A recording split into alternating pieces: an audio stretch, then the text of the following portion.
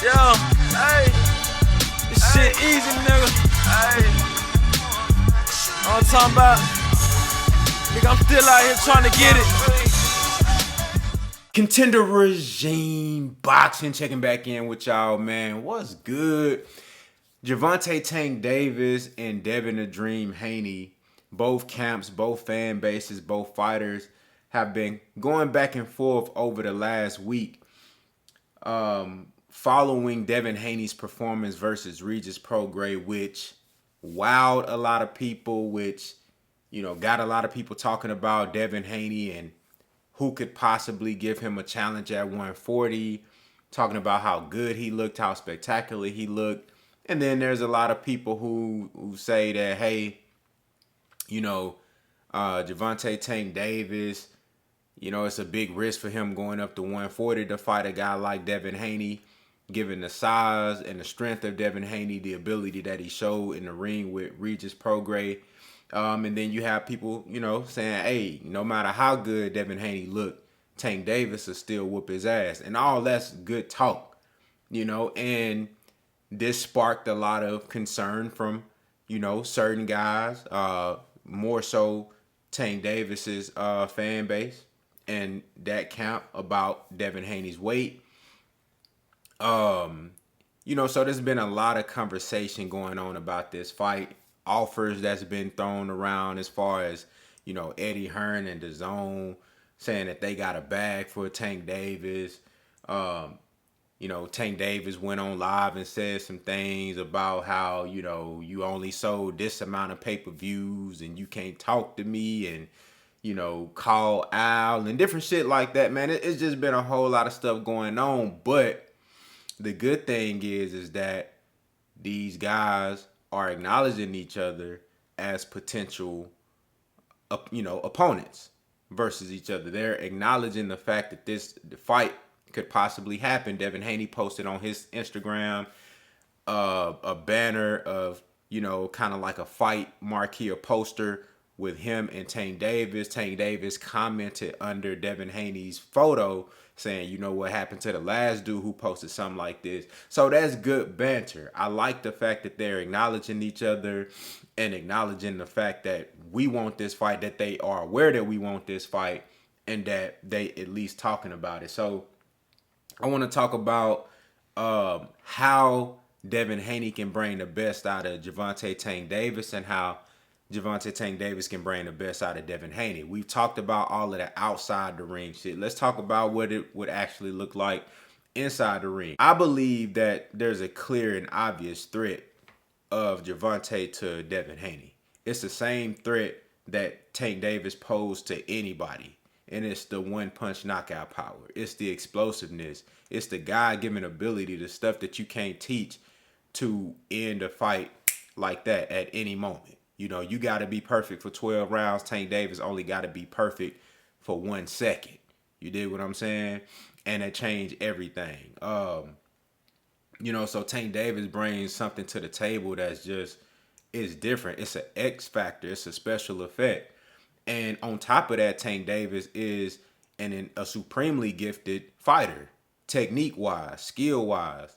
Stylistically, we've seen him be able to box, move, use footwork, use his high ring IQ, use his athleticism to create angles and put guys in vulnerable positions, make them think that they having a level of success that is fleeting, and then he just sets up a trap and put them in a spot where he can land a perfect shot at the right time.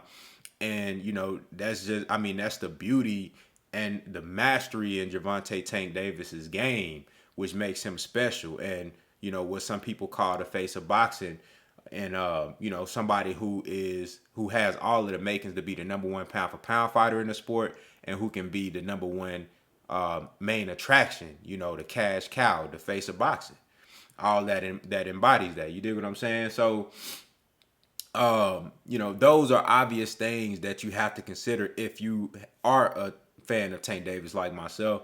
If you've been watching Tank Davis for the entirety of his career, Devin Haney, on the other hand, is a huge threat to Tank Davis. Now, A lot of people didn't realize this before the Regis Prograis fight. This is something that I've been saying that Devin Haney brings to the table when it comes to this fight, which is why I want to see this fight. A lot of people who I would deem more casual fans who are power hungry, they're enamored with power. They don't respect anything outside of brutality and unconscious knockouts and just, big power shots. They don't respect anything outside of that. But if you actually, a real fan of the sport and you follow and can appreciate different styles and you pay attention to different styles, you can appreciate the different skill sets that other fighters bring to the table and understand the importance and the power of those different skill sets and how the effectiveness of those different skill sets. And with Devin Haney, man, being very patient and a master of distance in that ring, super composed, along with the tremendous hand speed, along with the tremendous timing and counterpunching ability. Then you add in the fact that he has great feet with that great hand speed, good athleticism, on top of the fact that he has long reach. And if we're talking about this particular matchup, got long reach, a great jab. You seen his right hand, the lead right hand, which dropped Regis, and we know that he has a great pull counter with the right hand. Also, the 1-2 with the right hand behind it. The reason I bring up the right hand is because we know that historically southpaws, they have trouble with an orthodox fighter who has a really good right hand, straight right hand. And Devin Haney has been fighting southpaw after southpaw after southpaw. He fought Jojo Diaz. Then he upped his game and fought Lomachenko, one of the most talented southpaws that we've seen in recent, one of the most talented fighters, but who's also a southpaw that we've seen over the last, 5 to 10 years. He's also just fought Regis Prograis, another southpaw. All these guys had different styles, but all southpaws who give Devin Haney that look from a stance perspective and to allow him to work on his game when he's in the ring with southpaws. It just so happens that other rivals at 135 who Devin Haney has yet to fight are also southpaws, like Frank Martin or Shakur Stevenson or Gervonta Tank Davis. So I think it's ironic that Devin Haney, them boys really been playing chess, preparing himself for the likes of those guys by fighting these southpaws and just continuously giving Devin Haney that look so he can keep sharpening his game. And you saw the result of that when he fought Regis Prograis. He was sharp. He didn't lose a round. He controlled every second, every minute of that round. He looked comfortable. He looked very strong and energetic at 140. I mean, at the end of the fight, I felt like if there were 3 or 4 more rounds added on to that fight, he would have had enough energy and vigor to punish Regis some more. And, that just shows the level of, stamina and confidence and endurance that he had with moving up to 140, filling out, and then rehydrating, which is also another important aspect of cutting weight, to be able to cut weight to a healthy enough weight to where you can put that energy back on for fight night and be strong and go out there and put on a dominant performance, which Devin Haney did. That's a huge threat to Tank Davis. Let me tell you why. Because even though I said Tank Davis can do all of these amazing things in the ring, which he can, one thing that we never really seen Tank Davis have to do on a consistent basis is walk a guy down coming forward with enough punch output, to either overwhelm or just beat up a guy, cut the ring off, walk him down, and apply enough pressure to negate, a slick outboxer or mover like Devin Haney. Also a guy who has long arm reach, who is great at timing and great with a jab and great at countering. Because Tank Davis is normally the guy who allows, come forward, flat-footed come forward fighters. Let's just keep it 100. He's been in the ring with a lot of guys that just come forward with one-dimensional style, and Tank Davis set him up for shots. You know what I'm saying? Using his athleticism to create those angles and his precision and speed to set him up for those big shots.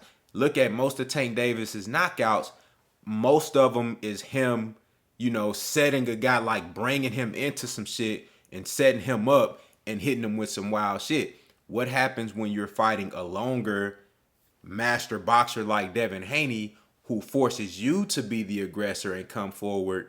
You're going to have to show that you can counter coming forward with head movement. You're going to have to show that you can, with them shorter arms, you can avoid having to lunge in and avoid getting caught with big straight right hands from Devin Haney. Devin Haney also has a great left hook. He showed in the Regis fight that he has a great left uppercut from the lead left uppercut from the orthodox position. You don't even see that punch a lot. Tank can actually throw that from the southpaw stance with his lead right hand. Not many fighters can throw those. Devin showed you he can throw those, and he can throw the right uppercut too. Tank got to watch out for that shit too if you lunging in with the shorter reach trying to get off on your man. You dig what I'm saying? So that's a big threat for Tank Davis. And I think that's one of the reasons why Leonard Ellaby and Floyd wanted to keep him away from these type of guys, particularly like a Devin Haney, who can cause those issues, because you want to build up Tank as the star and you want him to get these spectacular knockouts. You put him in there with somebody like Devin Haney. That, not saying that he can't knock out Devin, because I think he can, but the chances of him knocking out a guy like Devin goes down drastically compared to, a Ryan Garcia, somebody who's going to be right there for you to hit him. Devin Haney going to make you work. And now you see he got punch at 140. He got strength at 140. He's not unhealthy and depleting himself. So now you actually got to worry about the counters that's coming back from Devin Haney. Huge threat to Tank Davis. So I think both of these guys are threats to each other stylistically, and they can both bring out the best. I think this fight will give Tank an opportunity to show that he can come forward. He can cut the distance, take away the jab. He did against Barrios, but Barrios ain't Devin Haney. He showed that he can get up underneath that reach, you know what I'm saying, and get to that body and make shit tough for you. He did that in a round or two with Barrios. I want to see if you can do that consistently throughout the fight with somebody like Devin Haney. And Devin Haney got to show that he can be perfect for 12 rounds versus an elite finisher like Tank Davis. You know what I'm saying? And I think in order for him to do that, he's going to have to be at his best. So I think both of these guys bring the best out of each other. And I just want to see the fights, man. People getting on me because I'm calling out the bullshit that I see from Team Tank Davis, because they saying everything but let's fight. Devin Haney has showed me that he willing to take on the smoke. You know what I'm saying? He done took risks and shown me that he want to be and fight the best. So I got to give him credit for that. But I just want to see the fights. I'm a huge fan of Tank Davis, just like I'm a huge fan of Devin Haney. If y'all been following this channel, you know I've supported both of them. But now that it's them together, I got, the both fan bases at odds, and I'm a fan of both. I respect what Devin doing more because he's more legacy driven. He more of, I want to give the fans the best fight, where Tank is, fuck what the fans want. I just want to make the most money. As a fan, which one you think I'm going to respect more? That don't mean I love Tank any less. I want to see both of these brothers do their thing, but I want to see the fights. And it seemed like Devin Haney team, they want to fight more at this point. But if something come out to show me that they don't want to fight, but Tank actually do, you know what I'm saying? Then I'm going to call that shit out too. But I just got to keep it 100. Y'all let me know what y'all think down in the comments in regard to the fight itself. What does that look like? And, what advantages or disadvantages you see on both sides, man. Y'all let me know what y'all think, man. Contender Regime Boxing. I'll holler at y'all boys, man.